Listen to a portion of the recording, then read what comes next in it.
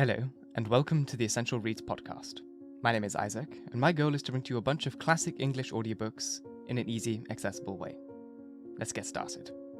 Frankenstein by Mary Shelley. Chapter 16. Cursed creator!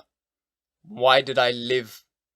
Why, in that instant, did I not extinguish the spark of existence which you had so wantonly bestowed? I know not.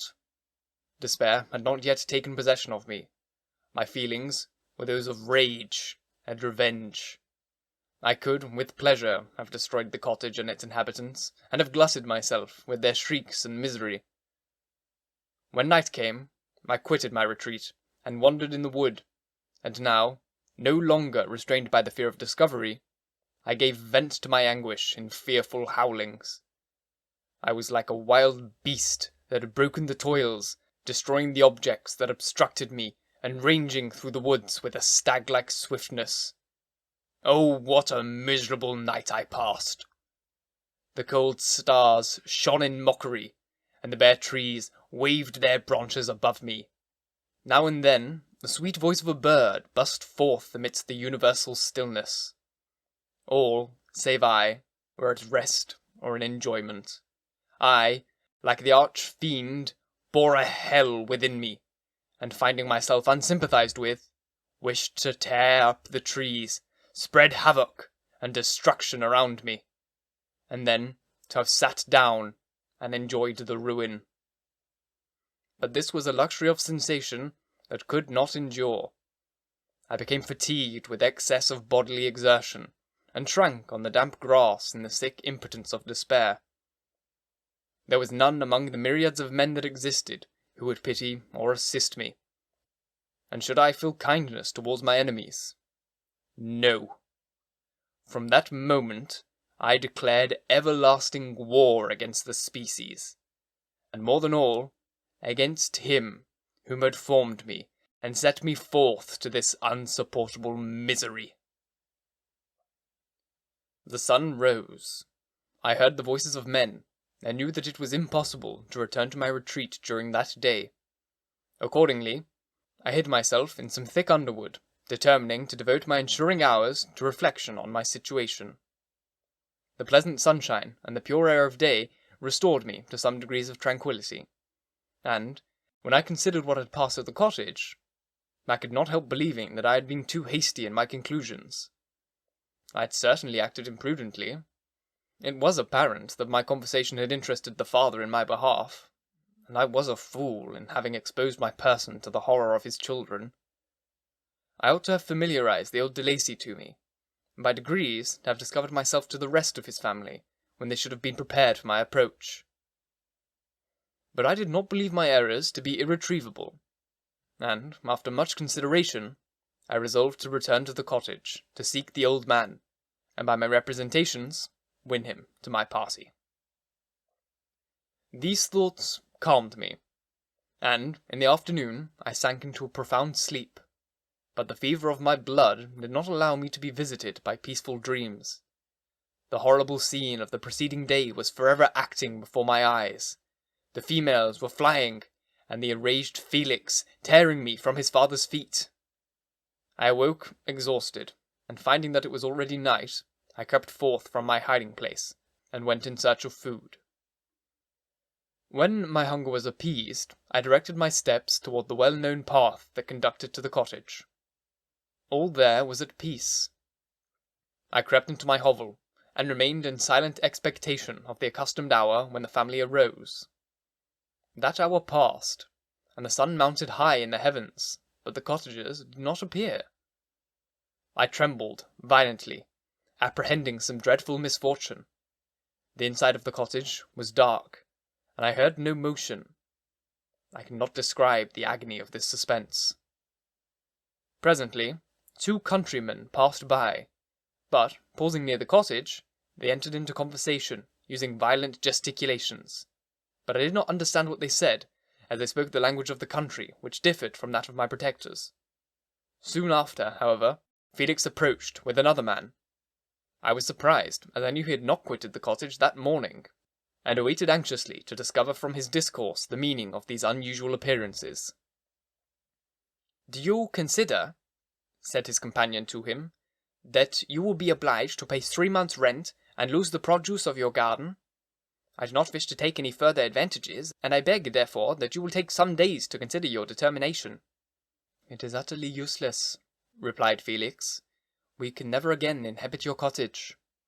The life of my father is in the greatest danger, owing to the dreadful circumstances that I have related. My wife and sister will never recover from their horror.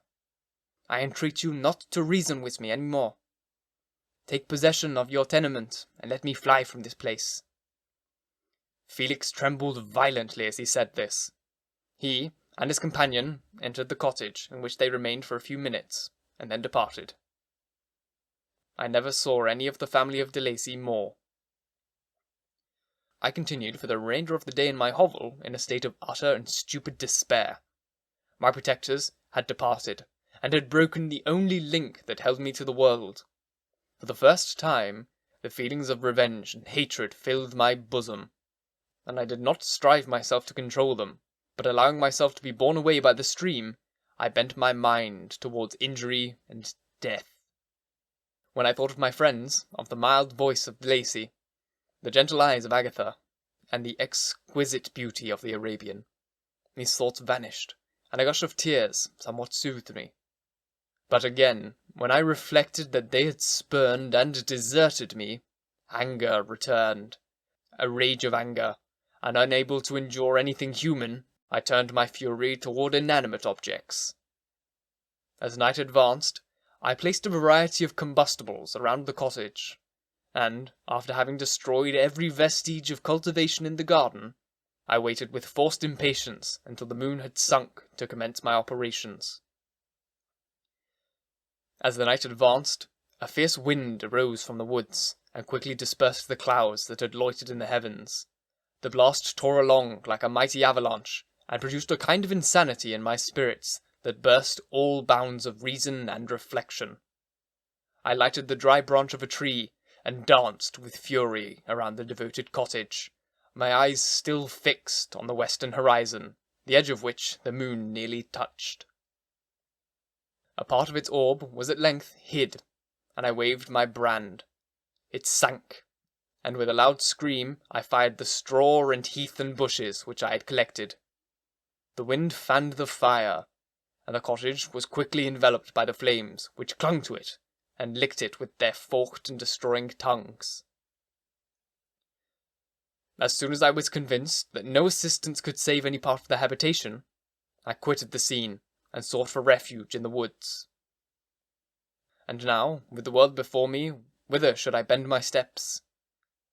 I resolved to fly far from the scene of my misfortunes. But to me, hated and despised, every country must be equally horrible. At length, the thought of you crossed my mind. I learned from your papers that you were my father, my creator, and to whom could I apply with more fitness than to him who had given me life? Among the lessons that Felix had bestowed upon Safie, geography had not been omitted. I had learned from these the relative situations of the different countries of the earth. You had mentioned Geneva as the name of your native town, and towards this place I resolved to proceed. But how was I to direct myself? I knew that I must travel in a southwesterly direction to reach my destination, but the sun was my only guide. I did not know the names of the towns that I was to pass through, nor could I ask information from a single human being. But I did not despair. From you only could I hope for succour, although towards you I felt no sentiment but that of hatred. Unfeeling, heartless creator! You had endowed me with perceptions and passions, and then cast me abroad an object for the scorn and horror of mankind. But on you only had I any claim for pity and redress, and from you I determined to seek that justice which I vainly attempted to gain from any other being that wore the human form. My travels were long, and the sufferings I endured intense. It was late autumn when I quitted the district where I had so long resided. I travelled only at night, fearful for the encountering of the visage of a human being. Nature decayed around me, and the sun became heatless. Rain and snow poured around me. Mighty rivers were frozen, and the surface of the earth was hard and chill and bare, and I found no shelter. O earth, how often did I imprecate curses on the cause of my being! The mildness of my nature had fled, and all within me was turned to gall and bitterness. The nearer I approached your habitation, the more deeply did I feel the spirit of revenge enkindled in my heart. Snow fell, and the waters were hardened, but I rested not. A few incidents now and then directed me, and I possessed a map of the country, but I often wandered wide from my path. The agony of my feelings allowed me no respite. No incident occurred with which my rage and misery could not extract its food.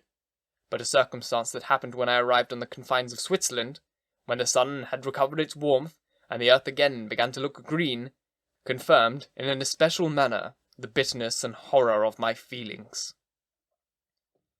I generally rested during the day, and travelled only when I was secured by night from the views of man.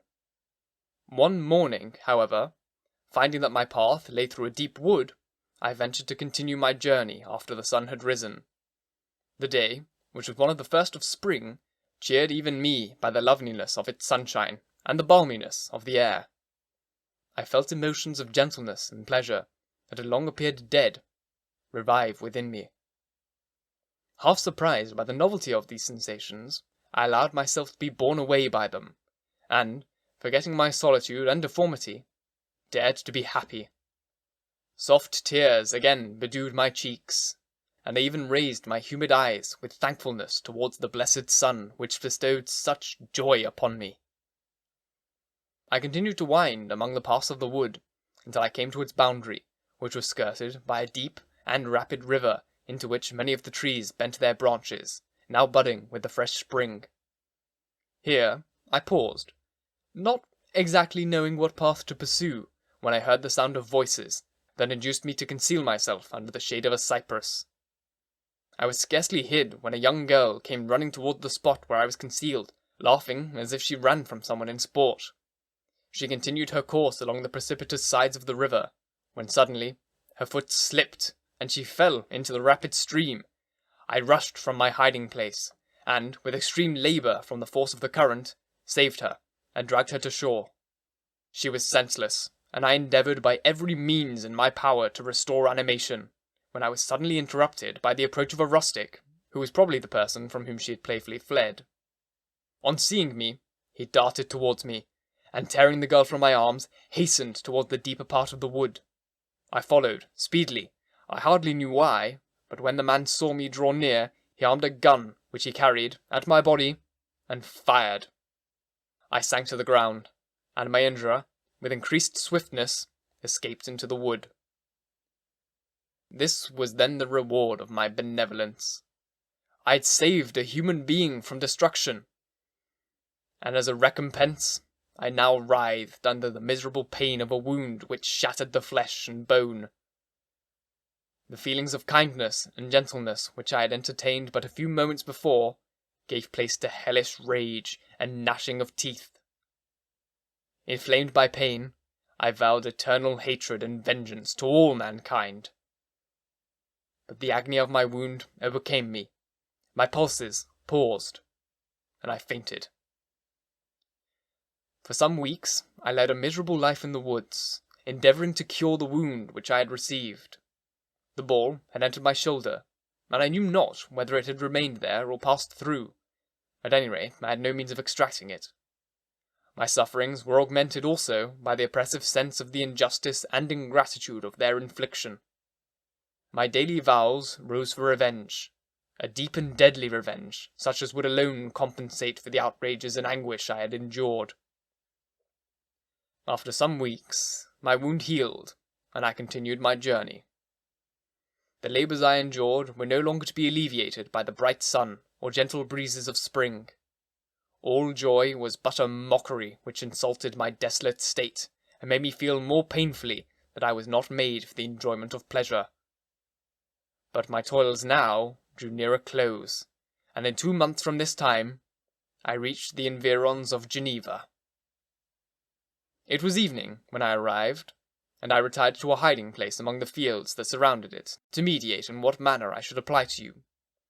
I was oppressed by fatigue and hunger, and far too unhappy to enjoy the gentle breezes of the evening, or the prospect of the sun setting behind the stupendous mountains of Jura.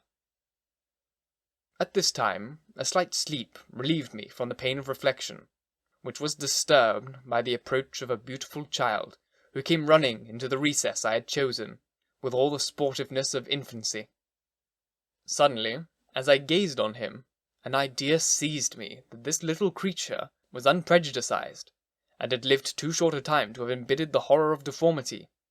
If, therefore, I could seize him, and educate him as my companion and friend, I should not be so desolate in this peopled earth. Urged by this impulse, I seized on the boy as he passed, and drew him towards me. As soon as he beheld my form, he placed his hands before his eyes, and uttered a shrill scream.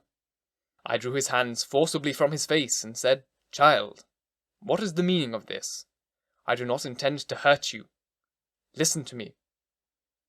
He struggled violently. "Let me go!" he cried. "Monster! Monster! Ugly wretch!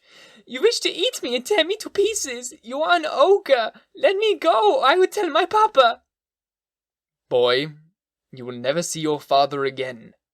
You must come with me." "Hideous monster! Let me go! My papa is a syndic. He is Frankenstein. He will punish you. You dare not keep me."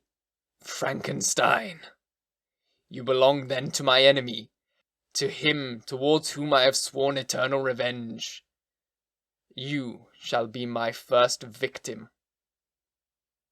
The child still struggled, and loaded me with epithets which carried despair to my heart. I grasped his throat to silence him, and in a moment he lay dead at my feet. I gazed on my victim, and my heart swelled with exultation and hellish triumph. Clapping my hands, I exclaimed, "I too can create desolation. My enemy is not invulnerable. This death will carry despair to him, and 1,000 other miseries shall torment and destroy him." As I fixed my eyes on the child, I saw something glittering on his breast. I took it. It was a portrait of a most lovely woman. In spite of my malignity, it softened and attracted me. For a few moments I gazed with delight on her dark eyes, fringed by deep lashes, and her lovely lips. But presently my rage returned. I remembered that I was forever deprived of the delights that such beautiful creatures could bestow, and that she, whose resemblance I contemplated, would, in regarding me, have changed that air of divine benignity to one expressive of disgust and affright. Can you wonder that such thoughts transported me with rage? I only wonder that at that moment, instead of venting my sensations in exclamations and agony, I did not rush among mankind and perish in the attempt to destroy them. While I was overcome by these feelings, I left the spot where I had committed the murder, and, seeking a more secluded hiding space, I entered a barn which had appeared to me to be empty. A woman was sleeping on some straw. She was young, not indeed so beautiful as her whose portrait I held, but of an agreeable aspect, and blooming in the loveliness of youth and health. Here, I thought, is one of whose joy-imparting smiles are bestowed upon all but me. I bent over her, and whispered, "Awake, fairest, thy lover is near. He who would give his life to obtain one look of affection from thine eyes. My beloved, awake." The sleeper stirred. A thrill of terror ran through me. Should she indeed awake, and see me, and curse me, and denounce the murderer? Thus would she assuredly act if her darkened eyes opened and she beheld me. The thought was madness. It stirred the fiend within me. Not I, but she shall suffer. The murder I have committed, because I am forever robbed of all that she could give me, she shall atone. The crime had its source in her. Be her the punishment. Thanks to the lessons of Felix, and the sanguinary laws of man, I had learned now to work mischief. I bent over her, and placed the portrait securely in one of the folds of her dress. She moved again, and I fled. For some days I haunted the spot where these scenes had taken place, sometimes wishing to see you, sometimes resolved to quit the world and its miseries forever. At length I wandered toward these mountains, and have ranged through their immense recesses, consumed by a burning passion which you alone can gratify. We may not part until you have promised to comply with my requisition. I am alone, and miserable. Man will not associate with me, but one as deformed and horrible as myself would not deny herself to be. My companion must be one of the same species, and have the same defects. This being you must create. Thank you so very much for listening. If you enjoyed, please leave a review. If you're on YouTube, subscribe, comment, like, all the YouTubey things. And if you really want to support me, go to my Patreon. The link is in the description box. Once again, thank you very, very much for listening. And until next time, bye-bye.